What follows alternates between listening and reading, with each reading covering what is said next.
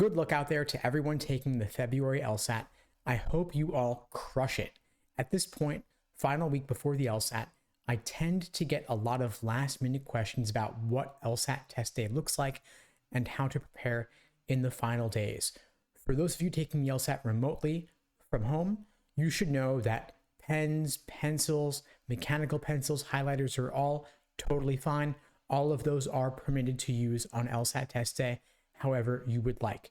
You get 6 sheets of 8.5 by 11 scratch paper. It used to be that they didn't restrict the size of the scratch paper. Now they do. No more loopholes for using legal size paper, just 8.5 by 11 sized standard scratch paper. It can be blank paper, it can be lined, or it can be graph. Lined and graph, of course, may be helpful for the logic games. You can have a beverage of any type in a clear container. It can be water, it can be coffee, it can be soda, whatever you want. It's all good, but it has to be clear, so you can't put any notes inside your container or anything like that. You can use soft foam earplugs, nothing fancy. Generic earplugs are the way to go. Those are totally fine. If you are taking the LSAT in person at a Prometric testing center, they will give you noise canceling headphones that you can use during the exam to block out the sound of other test takers and proctors and such. They'll provide you with pencils and with scratch paper to use.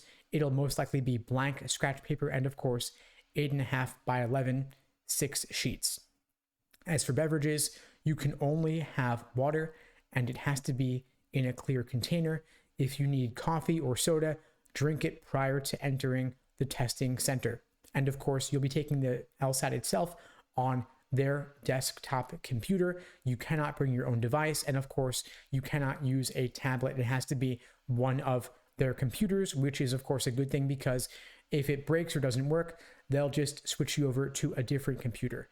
Now, as for what to do in these final days before the LSAT, of course, it depends on whether you're taking the LSAT on Friday or Saturday.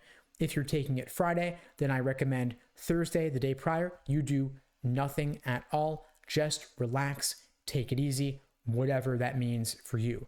Maybe it means binge watching Netflix. Maybe it means taking a hot bath, getting a massage, going out for a walk, weather permitting. All of that's totally fine. If it would stress you out to not study, then of course you could do some very light studying. But at this point, of course, it's not really about learning anything new. It's just about going through the motions, staying fresh.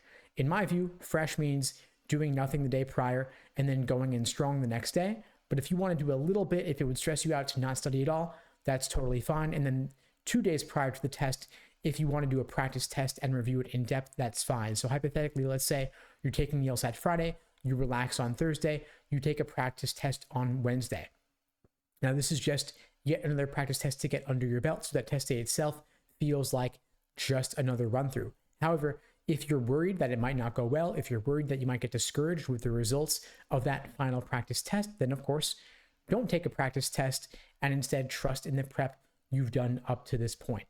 Anyway, I always recommend taking the average of your most recent 5 practice tests as the best indication of where you currently stand. So don't place too much importance on any outliers, either if it's unusually high or if it's unusually low. Don't place too much stock in that. Just take the average of your most recent 5 practice tests taken within a reasonably recent period of time, such as the past few weeks, and that'll be a good indication of where you're at walking into test day itself. Of course, make sure that all your practice tests are strictly timed in accordance with what your timing will be on test day itself. 2 sections back to back, 10-minute break, 2 more sections back to back under standard testing. Of course, if you have accommodations, it may look a little bit different. Now, if you're feeling like you're not going to be ready in time for the February LSAT, of course, you could take it instead in April or June. But February is the last LSAT I'd recommend taking if you're still applying to law school this cycle. If you're considering pushing off or retaking in April or June, I would strongly advise you to apply at the beginning of the cycle in the fall instead, since April and June are a bit late.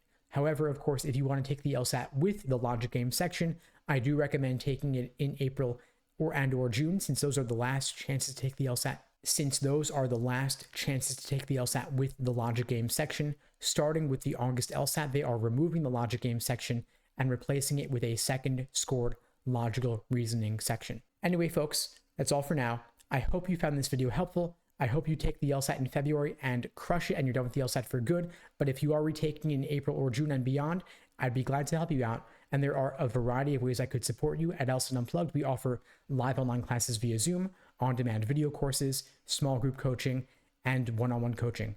You can check out the links below this video to find out more and to book a call with me and my team. We'd love to help you out. In the meantime, I wish you all the best and take care.